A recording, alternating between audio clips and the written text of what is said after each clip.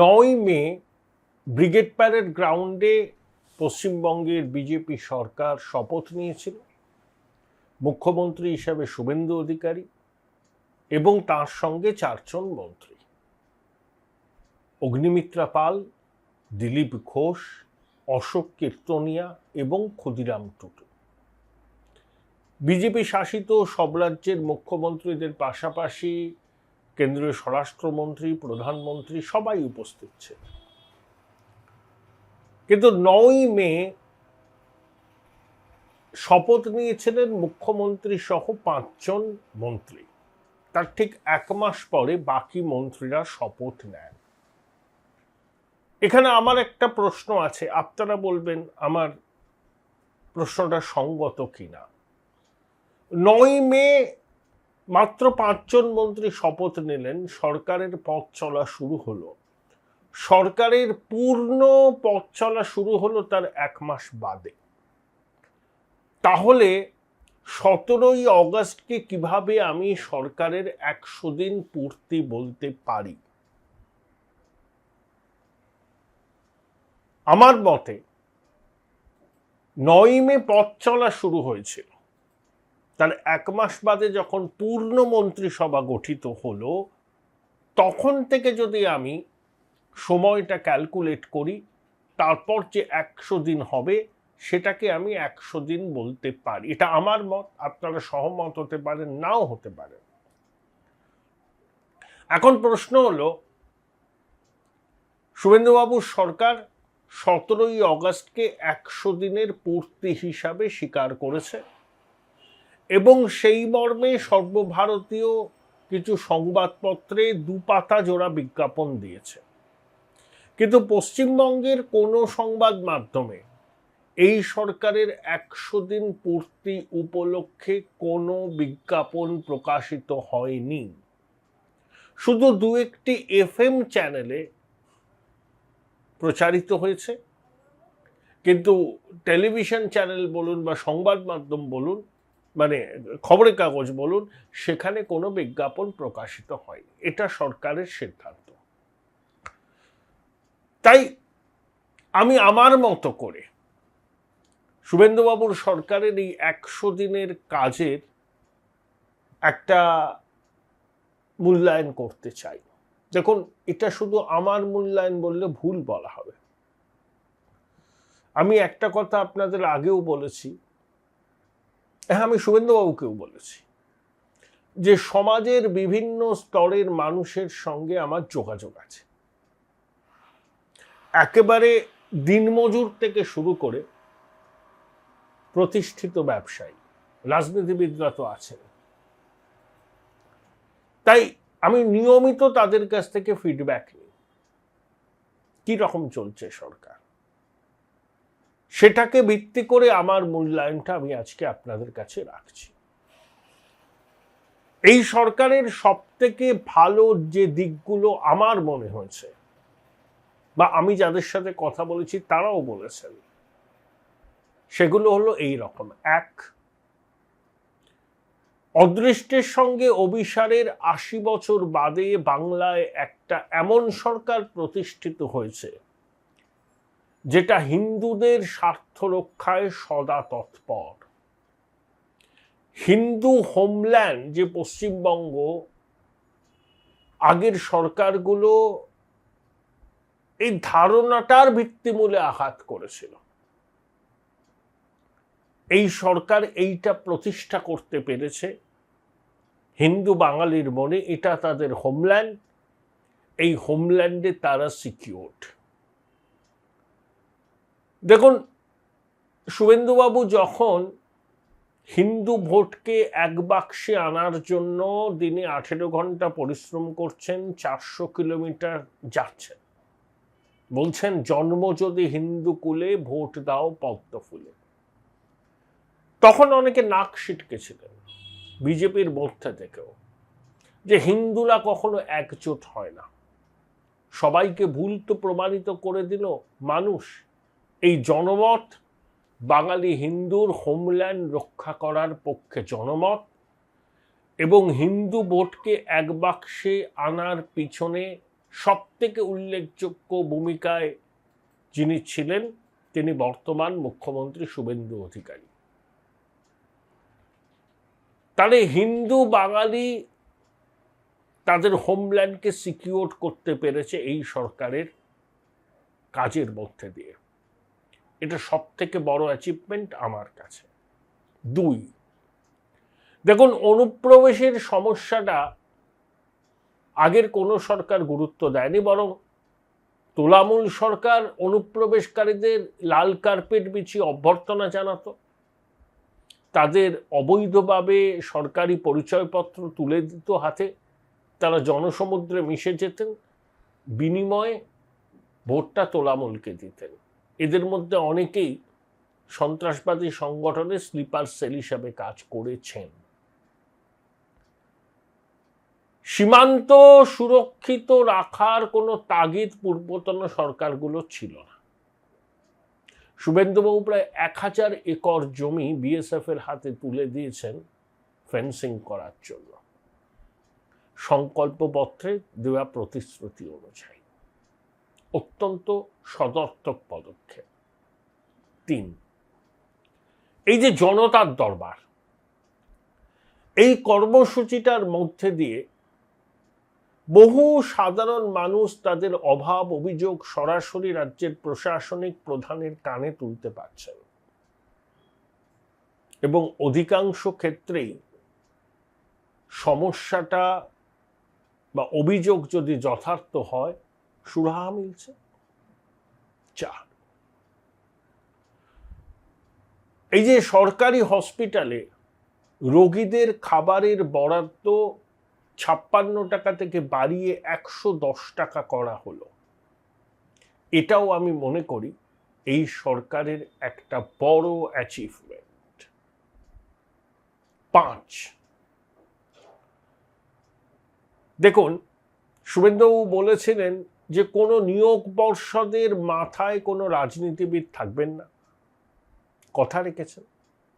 এসএসসির মাথায় অবসরপ্রাপ্ত আইএস দুষ্মন নারিওয়াল এবং এসএসসির পর্ষদে রামকৃষ্ণ মঠ মিশনের মহারাজরা আছেন, অত্যন্ত ইতিবাচক পদক্ষেপ। এবং একই সঙ্গে পাবলিক সার্ভিস কমিশনের মাথাতেও অবসরপ্রাপ্ত আমলা অনিল ভার্মা। অর্থাৎ রাজনীতিবিদদের প্রবেশাধিকার নেই এই ধরনের কোনো রিক্রুটমেন্ট বোর্ডে। আর একটা সিদ্ধান্তকেও আমি সমর্থন জানাই, যে কলকাতায় স্কুলগুলোতে মিড ডে মিল ইসকন দিচ্ছে। দেখুন ইসকনের রান্নায় নিরামিষ কিন্তু সুস্বাদু, এবং তারা যখন খাবার পরিবেশন করেন না তখন হাইজিনটা ভীষণ রকমভাবে মেনটেন করে। আর সপ্তাহে 1 দিন 2 দিন তো ডিম দেয়া হবে, সেলফ হেল্প গ্রুপের মাধ্যমে, সেটা মুখ্যমন্ত্রী বলেছেন। এটাকেও আমি খুব ইতিবাচকভাবে দেখি। আপনারা অবাক হচ্ছেন আমি অন্নপূর্ণা ভান্ডারের কথা বললাম না, আয়ুষ্মান ভারতের কথা বললাম না, হোল্ড ইউর ব্রেথ, এগুলো নিয়ে অবশ্যই বলবো। তার আগে আপনাদের স্বনির্বন্ধ অনুরোধ, চ্যানেল সাবস্ক্রাইব করবেন, থ্যাঙ্কস বাটনে ক্লিক করতে ভুলবেন না। দেখুন আমার ছোট মাসি আর ছোট মেশো দুজনেই প্রতিষ্ঠিত ডাক্তার, এনআরএস থেকে পাশ করেছেন অনেকদিন আগে। আমার ছোট মাসি গাইনোকোলজিস্ট আর ছোট মেশো সার্জন।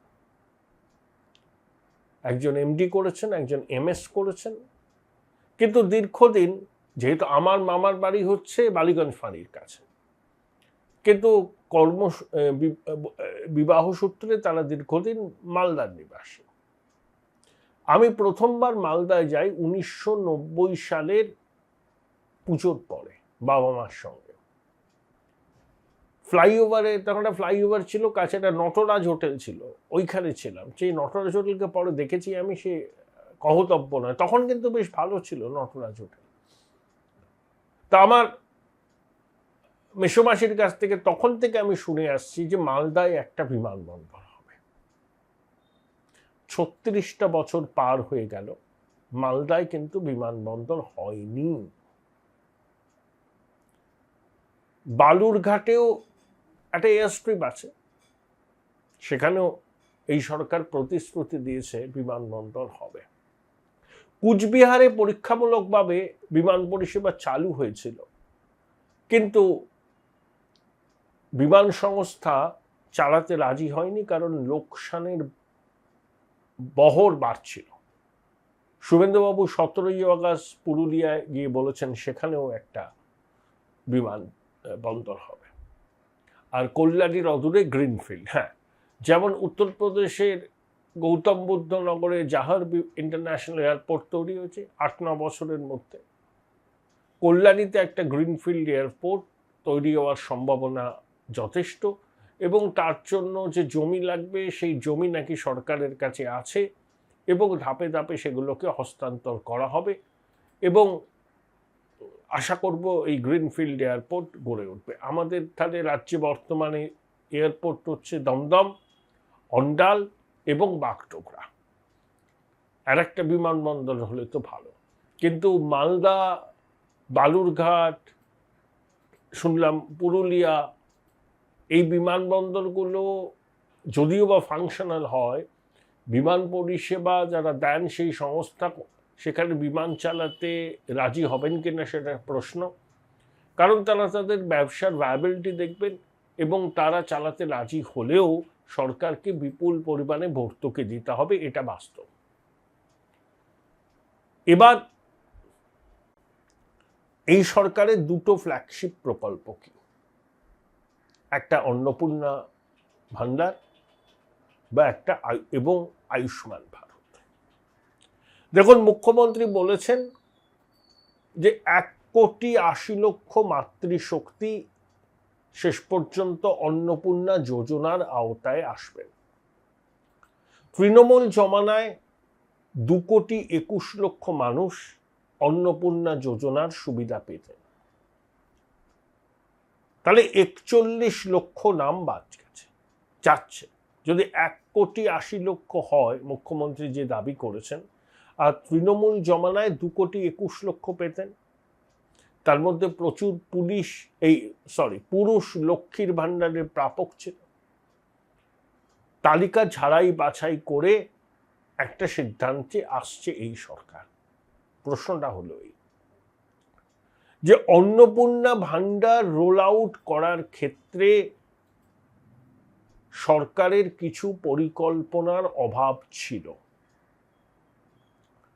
যদি তারা প্রথমে ক্যাবিনেটে অন্নপূর্ণা ভাণ্ডার দেয়া হবে এই ঘোষণা করে বলতো যে একটা সম্পূর্ণ স্বচ্ছ তালিকা তৈরি করতে আমাদের 4 থেকে 5 মাস লাগবে, যতদিন না তালিকাটা তৈরি হচ্ছে ততদিন এই 2,21,00,000 উপভোক্তা যারা লক্ষ্মীর ভাণ্ডারে, তারা ওই 1,500 টাকা করে পাবেন,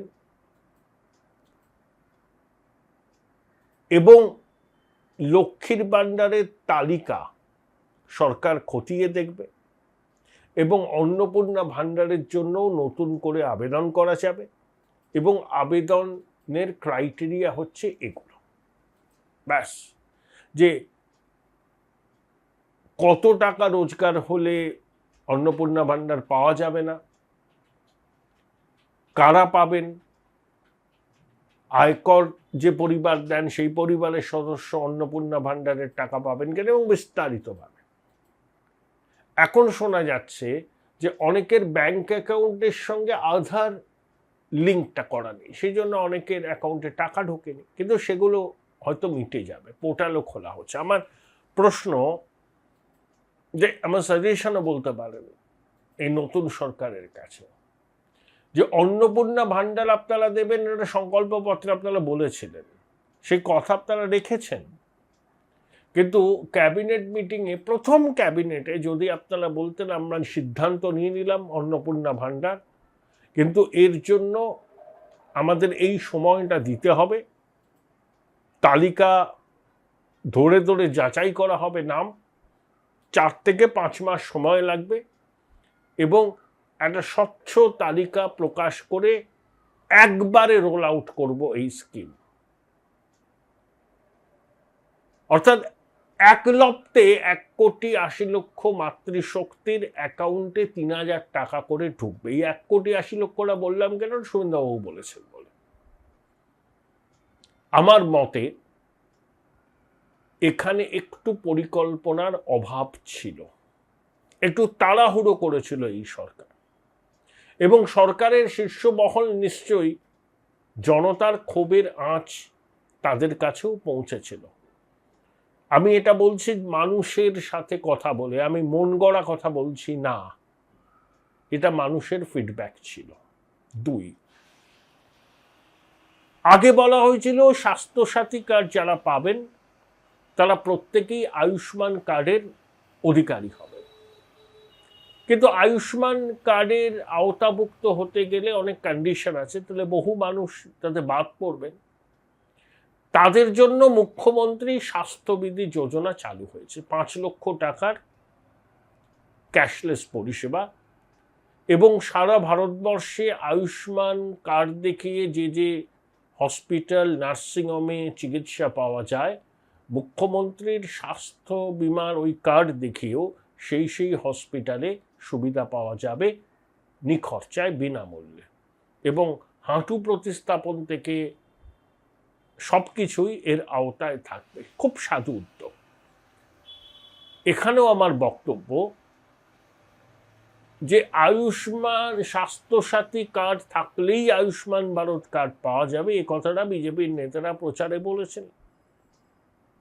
তারপর সেই বক্তব্য থেকে তারা ডেভিয়েট করেছেন, ভালোই করেছেন, যখন দেখলেন যে আয়ুষ্মান কার্ডের পেতে গেলে যেসব নিয়ম মানতে হয় তাতে অনেক মানুষ সেই কার্ডের সুবিধা থেকে বঞ্চিত হবেন। শুভেন্দুবাবু মাটিতে পা রাখা মানুষ, তো মানুষের চোখের ভাষা বোঝেন, মনের ভাষা বোঝেন। এতে পলিটিক্যালি বিজেপির ক্ষতি হতে পারে, এই আশঙ্কা থেকে তিনি তড়িঘড়ি মুখ্যমন্ত্রী স্বাস্থ্য বীমা যোজনা চালু করেছেন।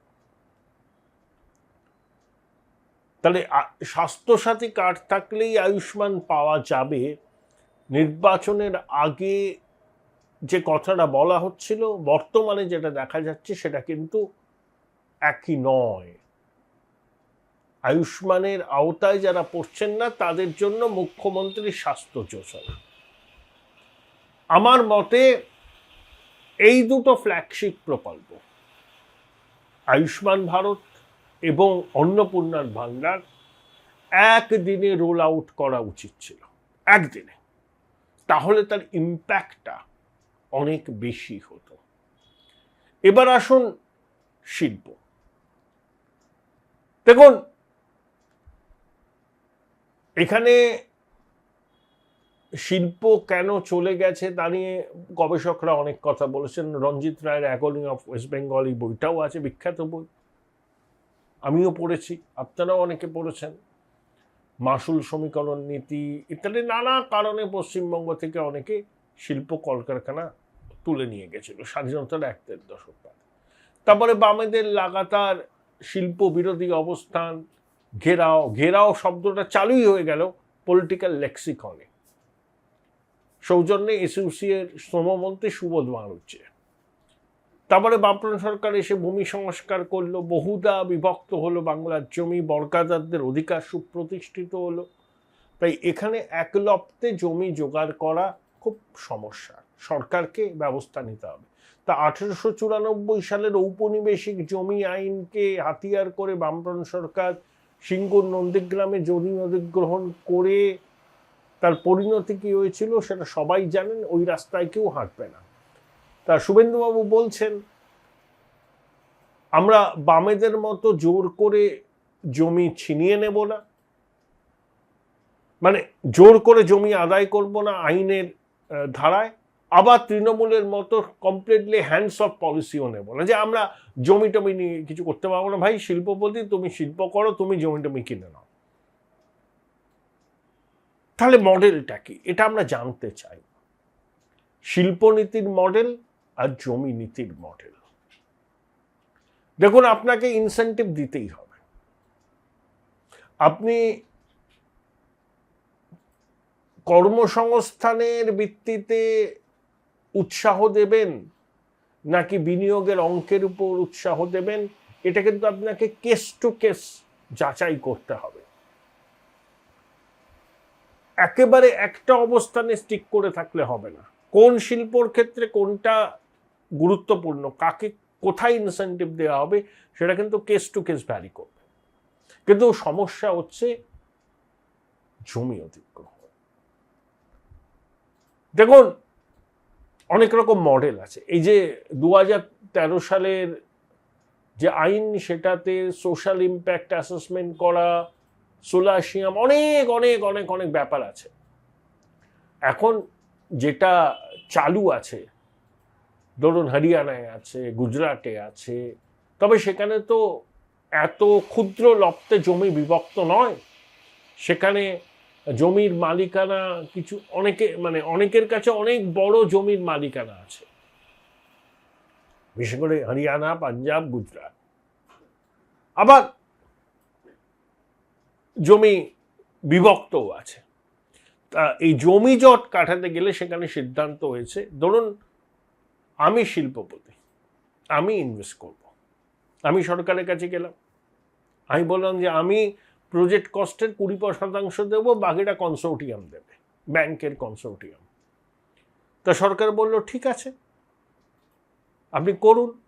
তা আপনি বললেন জমি, সরকার বলল ঠিক আছে, যেখানে আপনি করতে চান সেখানে আমরা উদ্যোগ নিয়ে জমির মালিকদের সঙ্গে বসে একটা কোঅপারেটিভ তৈরি করে দেব, আর যে জমি আমাদের হাতে সরাসরি আছে সরকারি খাস জমি, সেটা দেব, আর বাকি জমিটা আপনার পেতে হলে ওই কোঅপারেটিভের সাথে কথা বলবেন। কোঅপারেটিভের কাজ কি হবে?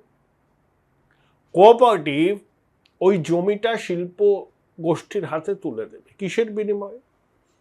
তার বিনিময়ে তারা একটা কম্পেনসেশন পাবেন, আউটরাইট কম্পেনসেশন, এবং একই সঙ্গে ওই শিল্প সংস্থা যে কারখানা করবে সেই কারখানার শেয়ার হোল্ডার হবেন তারা, এবং সেখান থেকে নিয়মিত তারা মাসে টাকা পাবেন। অর্থাৎ তাদের স্টেক রইল ওই কলকারখানার মধ্যে। এবং তারপরে ল্যান্ডটা যখন ডেভেলপ হবে, শিল্প সংস্থা তো ল্যান্ড ডেভেলপ করবে, ল্যান্ড ডেভেলপ করার পর 30% জমি, ডেভেলপ ল্যান্ড, আবার কোঅপারেটিভের কাছে ফেরত দিতে হবে। তখন সেই কোঅপারেটিভ ডিসাইড করবে যে সেখানে আমি আবাসন বানাবো, না শপিং মল বানাবো, নাকি অন্য কিছু কাজ করব। এই মডেলটা গুজরাট নিয়েছে, তেলেঙ্গানা নিয়েছে, হরিয়ানা নিয়েছে। তাই সেখানে শিল্প স্থাপন করতে জমির সমস্যা তুলনায় অনেক কম হচ্ছে। কিন্তু পশ্চিমবঙ্গে তাই জমি জোগাড় করতে গেলে সরকারকে এই ধরনের কোনো মডেলকে সামনে রাখতে হবে, যাতে প্রতি মাসে জমিদাতাদের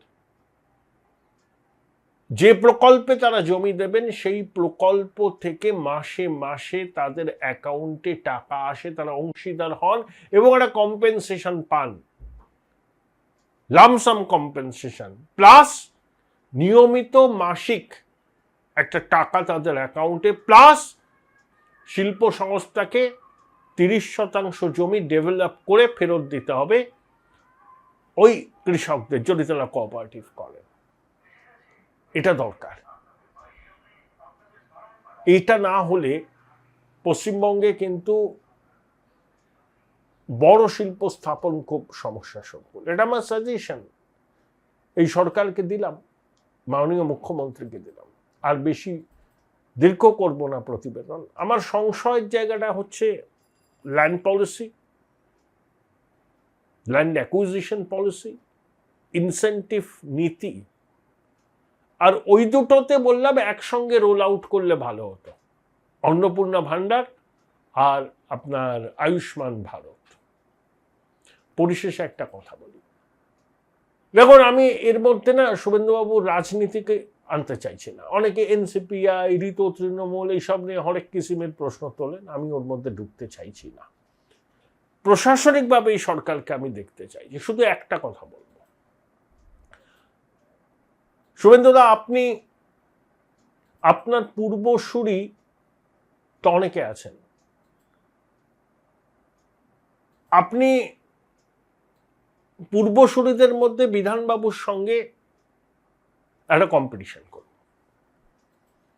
বাংলার রূপকার, বিধাননগর, কল্যাণীর, দুর্গাপুর কি না করেছেন ডক্টর রায়। আপনি সোনার বাংলা গড়ার প্রতিশ্রুতি দিয়ে ক্ষমতায় এসছেন।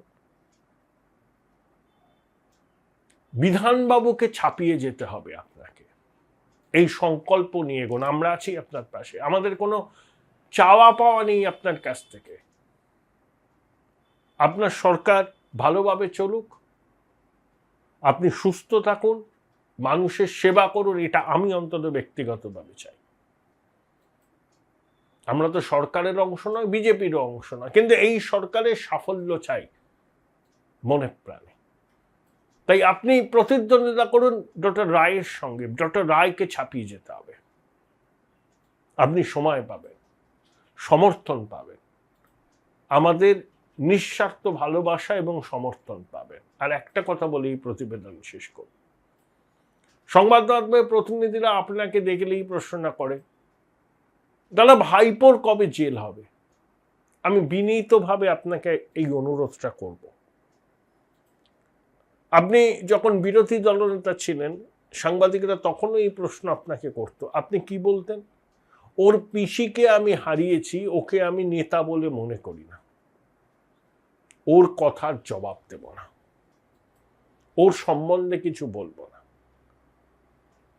ভাইপোর সম্পর্কে সাংবাদিকরা আপনার কাছে প্রতিক্রিয়া চাইলে দয়া করে আপনি বলে দিন যে এই প্রতিক্রিয়া বিজেপির একটা মণ্ডল সভাপতি দিতে পারে বা একজন মুখপাত্র দিতে পারে। আপনি রাজ্যের প্রশাসনিক প্রধান, এটা আমার অনুরোধ। ভাইপো নিয়ে আপনি কিছু বলবেন না। ও যে প্রতিষ্ঠিত পেরেববাজ, ও যে শাস্তি পাবে আমরা জানি। ধর্মের কল বাতাসে নড়ে, সময় লাগতে পারে। যা অন্যায়, যে অপরাধ ও বাংলার মানুষের সঙ্গে করেছে তার বিচারও পাবে, আইন অনুযায়ী পাবে। কিন্তু এটা আমার অনুরোধ, আপনি আর কখনো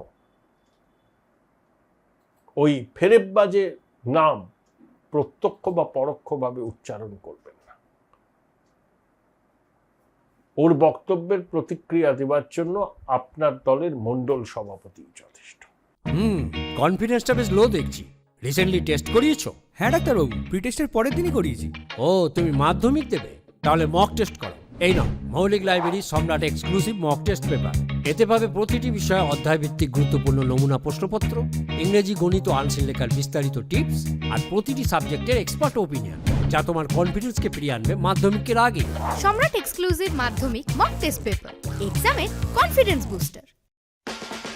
উচ্চ মাধ্যমিকের পর উজ্জ্বল ভবিষ্যৎ গড়তে NCHMCT পর্যটন দপ্তর, ভারত সরকারের hospitality and hotel management, Paschimbanga সরকারের মাকাউটের BBA BCA, fashion design, aviation tourism, culinary arts পড়ো SBI HM কলেজে। স্টুডেন্ট ক্রেডিট কার্ড ও ব্যাংক লোন পাবে SBI HM এ পড়লে। কোর্সের শেষে SBI HM দেশ ও বিদেশে চাকরির ব্যবস্থা করে থাকে।